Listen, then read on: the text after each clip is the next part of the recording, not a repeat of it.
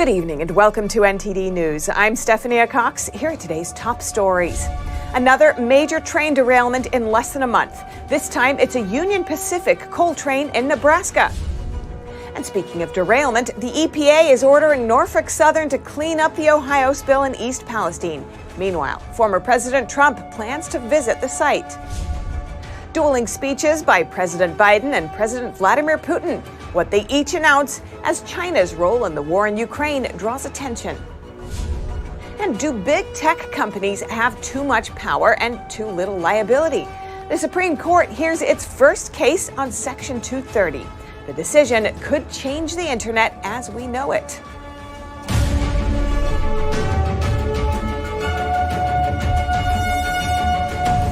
Another train derailment in the Midwest. A Union Pacific coal train derailed in Nebraska.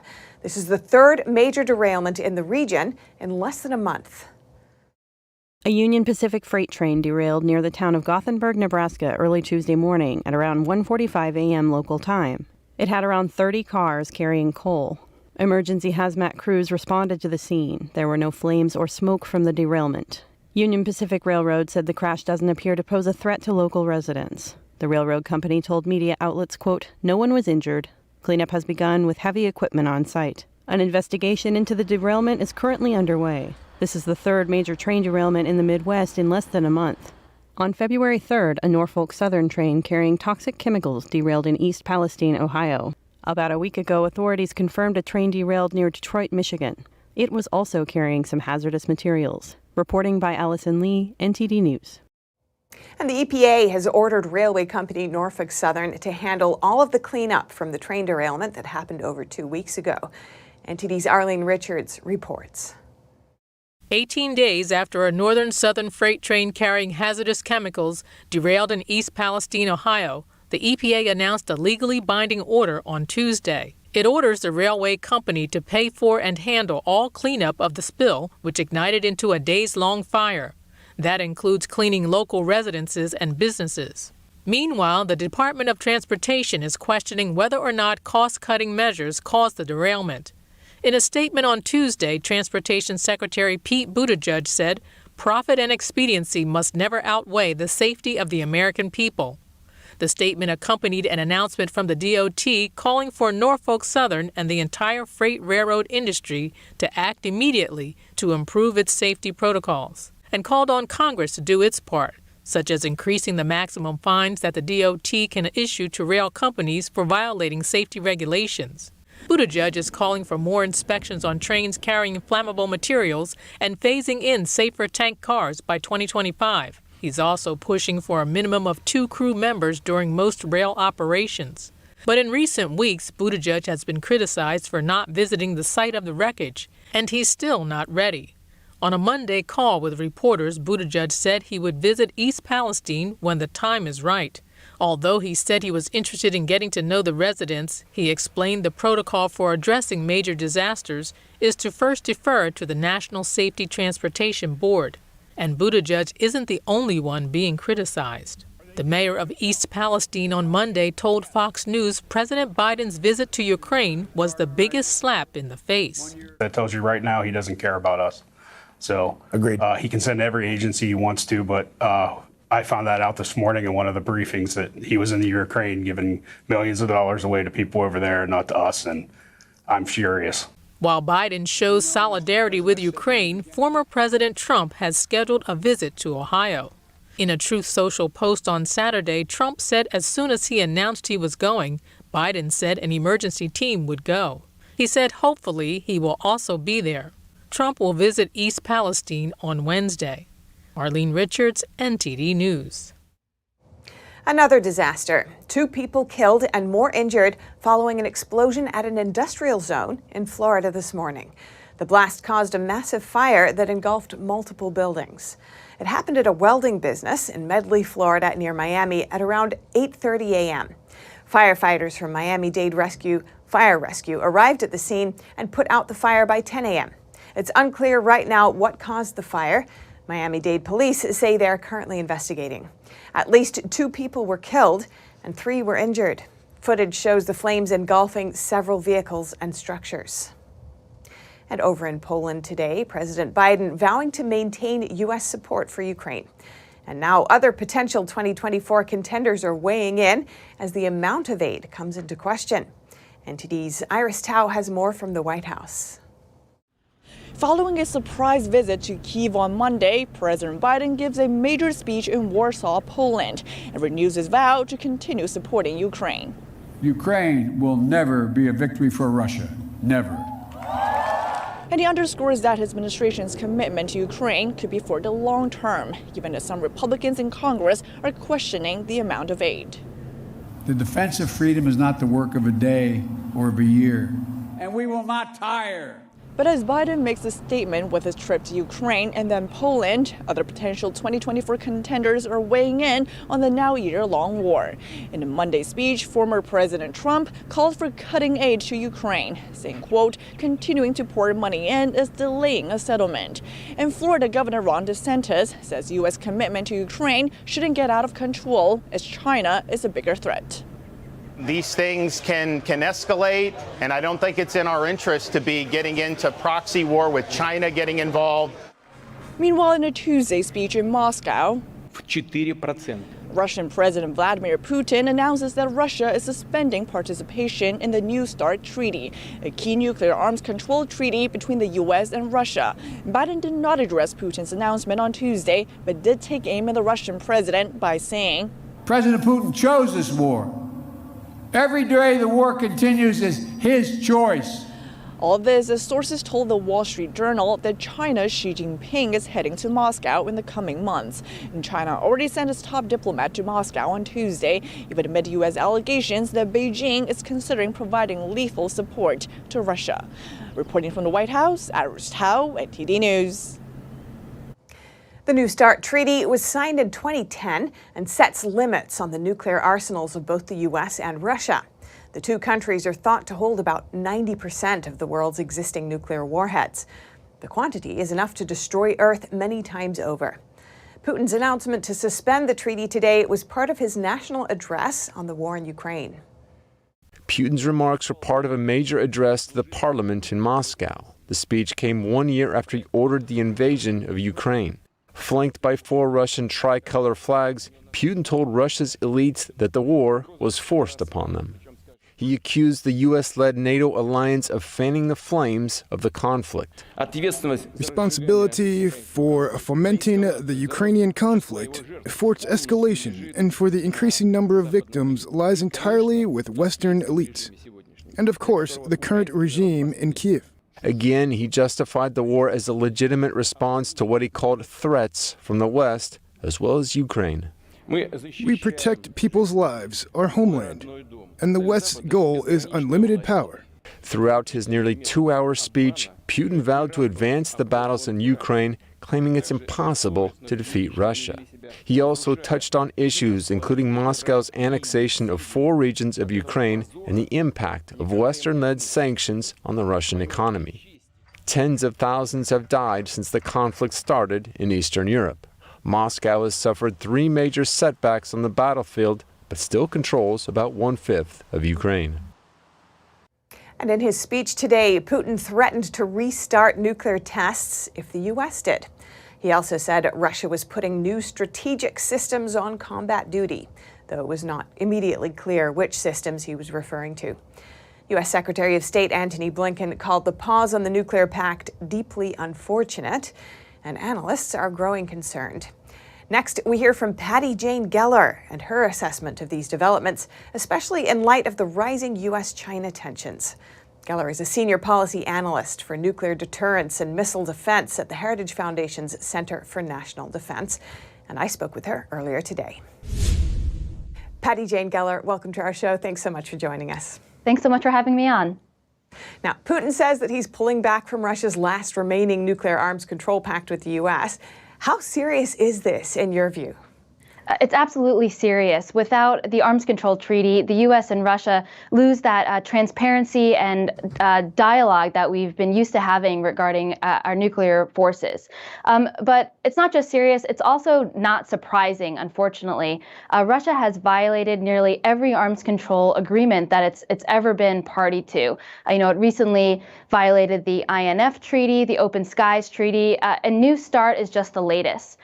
So I think the important takeaway is that the U.S. can no longer rely on arms control with Russia for our security. Our top priority has to be maintaining a strong nuclear deterrence and being able to compete and come from a position of strength with Russia where necessary. And you've said that China's on its way to catching up with or surpassing the U.S. in nuclear capability. If Beijing does start supplying weapons to Russia, as the U.S. warned this week that it might do, does that change the nature of the threat of nuclear war? Yeah, so we recently learned that China might start providing weapons to Russia in its fight with Ukraine. And this is the latest example of the growing military cooperation between Russia and China. We haven't seen any cooperation at the nuclear level yet. It's all been conventional. Russia and China have conducted military exercises of its Navy and Air Forces in the Indo-Pacific, for example. But we have to look for potential next steps. And if Russia and China continue their military cooperation, it could get up to the nuclear level. We have to watch for Russian and Chinese exercises using their nuclear-capable missiles or bombers. You mentioned that China is on its way to surpassing the U.S. in its nuclear capabilities. Well, Russia has a lot of experience with building nuclear weapons. It's also got a lot of leftover nuclear material. Another thing we should be worried about is, what if Russia decides to help China develop its nuclear program, perhaps in response to China's aid in Ukraine? These are just more examples of the growing threats to the United States and the fact that the U.S. has to do more to strengthen its military to prepare for potential growing Russian-Chinese military cooperation. So what would it take, do you think, to deter this potential collaboration?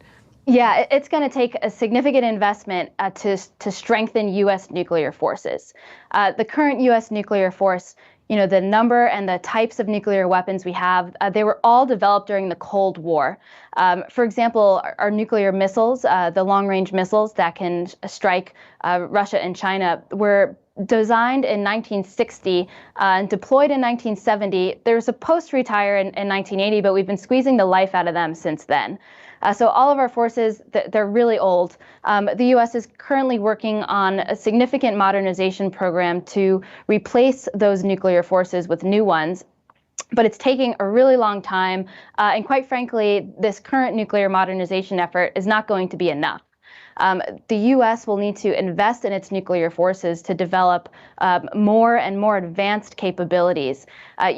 Nuclear deterrence is the #1 priority for U.S. national security. And if there's anything we need to invest in or spend money on and take time to develop, it's our nuclear forces, because what's at stake here is nuclear war and the risk of deterrence failure with Russia and China. Do you think we have enough time? You point out an exact problem that we're facing. It does take a lot of time to develop nuclear forces, and unfortunately, the infrastructure that the U.S. has to build new nuclear weapons, it has atrophied over time. The U.S. is actually the only nuclear weapon state that does not have the capacity to produce nuclear weapons right now. Even North Korea can produce more nuclear weapons than the U.S. can. So the U.S. is working on restoring some of these capabilities, but we won't be able to produce new nuclear weapons until at least the end of the decade. So, I'm saying we have to strengthen our nuclear forces, but it will take time, and we don't even have a lot of the infrastructure we need to do so. So I think this highlights the point. We need more attention to the nuclear deterrent. The president needs to talk about this to the American people and direct the DoD to strengthen our nuclear forces, and we have to be ready to compete with Russia and China in the nuclear arena. Patty Jane Geller, nuclear deterrence analyst at the Heritage Foundation. Thank you so much for your time. Yes, thanks again for having me on. The Supreme Court today heard its first case on Section 230, a law that protects big tech. The decision on the case could make major changes across the internet. NTD's Jason Perry has that story. Back in 2015, 130 people were killed in an Islamic terrorist attack in France, including an American college student who was studying abroad, Naomi Gonzalez. Her family later sued Google for recommending terrorist videos on YouTube, which is owned by Google. Their lawsuit claims YouTube video recommendations helped spread the Islamic State's message and recruit terrorists.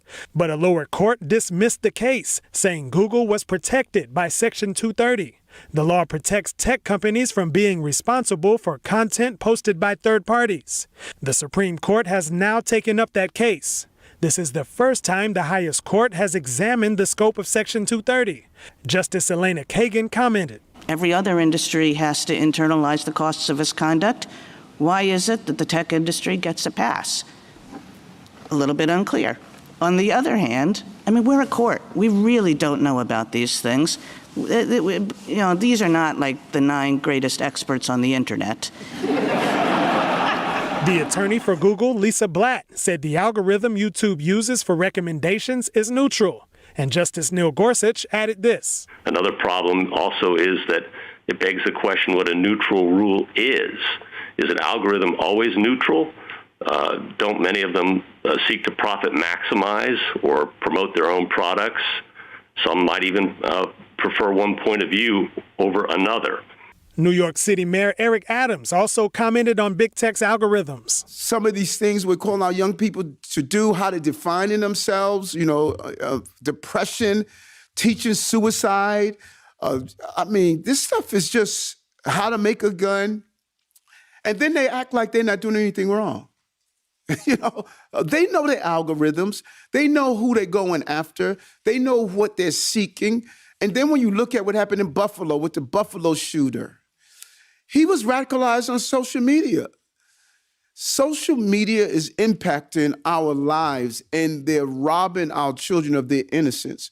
And I just believe on a national level that I think the national government must come in and say, what is the corporate responsibility of social media? Some justices also said it should be up to Congress to make changes to Section 230. The Supreme Court is scheduled to hear another case about the issue on Wednesday, this time involving another Islamic terrorist attack in Istanbul, Turkey. The court's rulings are expected by early summer. Jason Perry, NTD News. Coming up, locals leave flowers in front of the home of a Los Angeles auxiliary bishop who was shot to death over the weekend. A suspect has been arrested. And in Olympic figure skating, a year after her gold medal performance, the doping case against Russia's Kamila Valieva took a turn today. Could a resolution finally be coming? That and more coming up.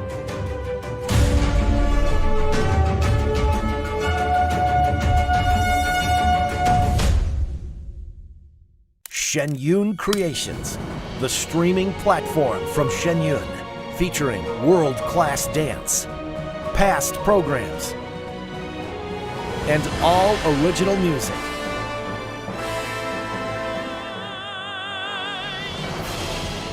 Masterclasses, behind the scenes, comedy, and more.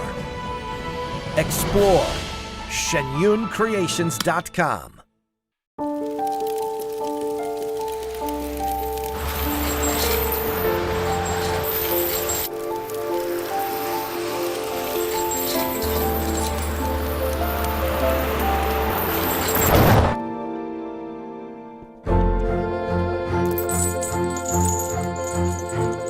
Did you know dragging chains can spark a wildfire? Only you can prevent wildfires.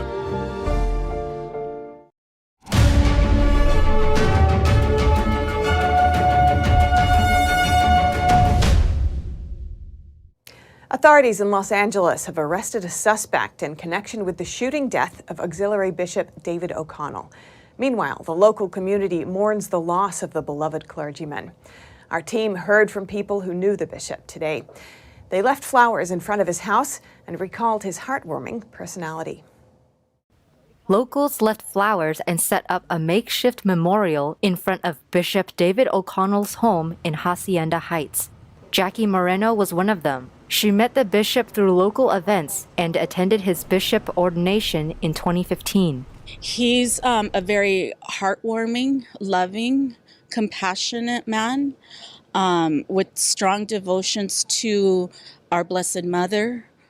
He helped a lot in the communities and, ministering, and had a passion for, the immigrants and being very pro-life. Others also remember him for his kindness. Because he was an archbishop, very charitable to immigrants. He helps immigrants a lot. That's what hurts the most. Moreno was at work at the archdiocese when she was emailed about the news. My heart is just broken. I had to come here, just to be where his last breath was taken. I'm still amazed and astonished that this has happened. It's such a tragedy. Our church has lost a really, really great man. She says she is not aware of anyone who may have conflicts or grudges against the bishop. A SWAT team arrested 65-year-old Carlos Medina at his home in Torrance, California on Monday. He is the husband of the bishop's housekeeper. A caller told authorities that Medina was acting irrationally and had made comments about O'Connell, quote, owing him money. The motive for the homicide is unclear and still under investigation. And staying in California, in the early hours of this morning, the Los Angeles County Fire Department search and rescue team returned home from the earthquake disaster site in Turkey. NTD's Jackie Rios spoke with the team.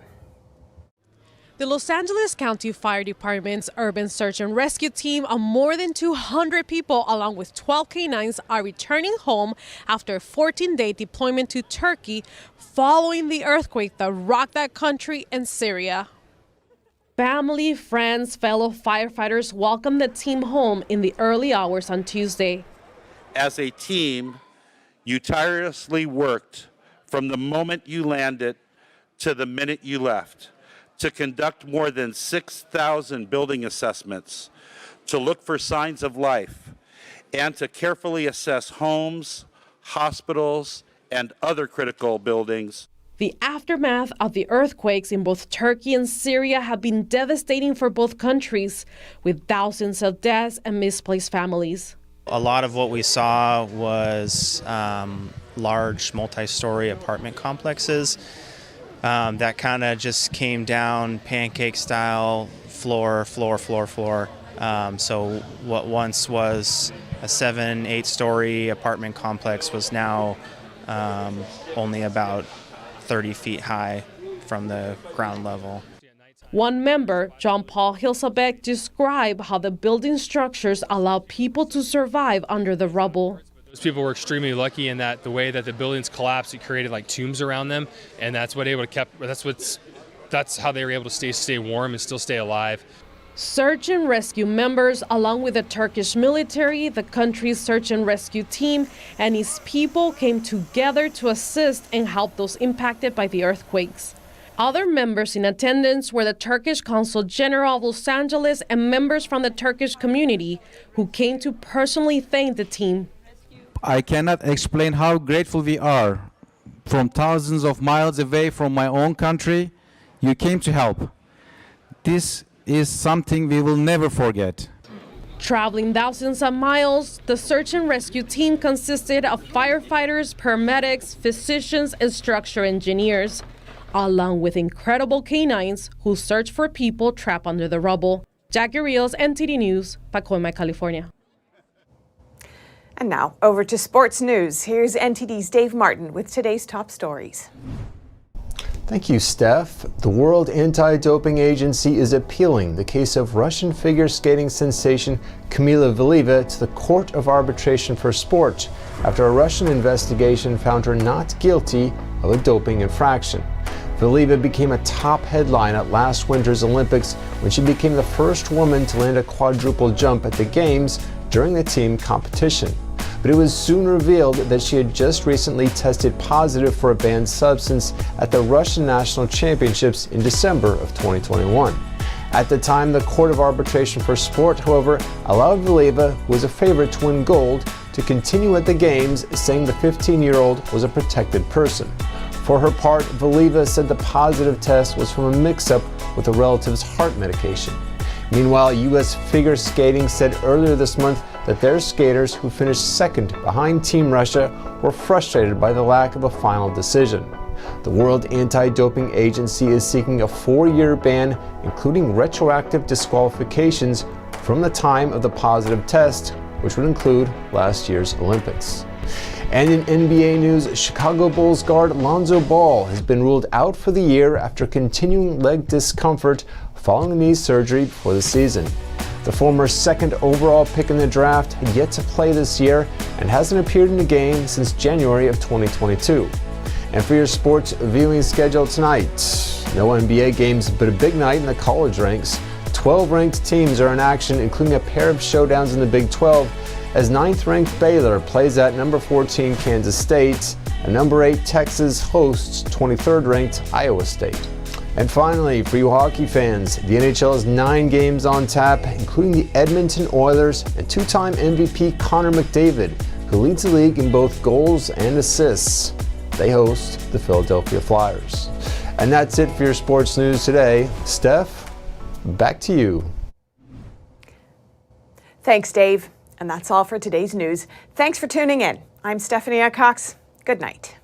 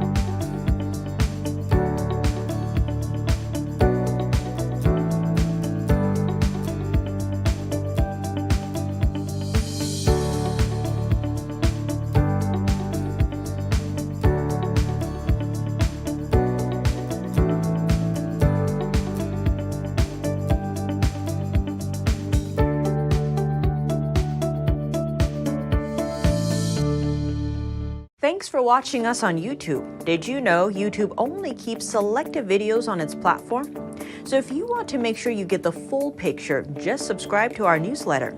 Go to newsletter.ntd.com and sign up. It's free.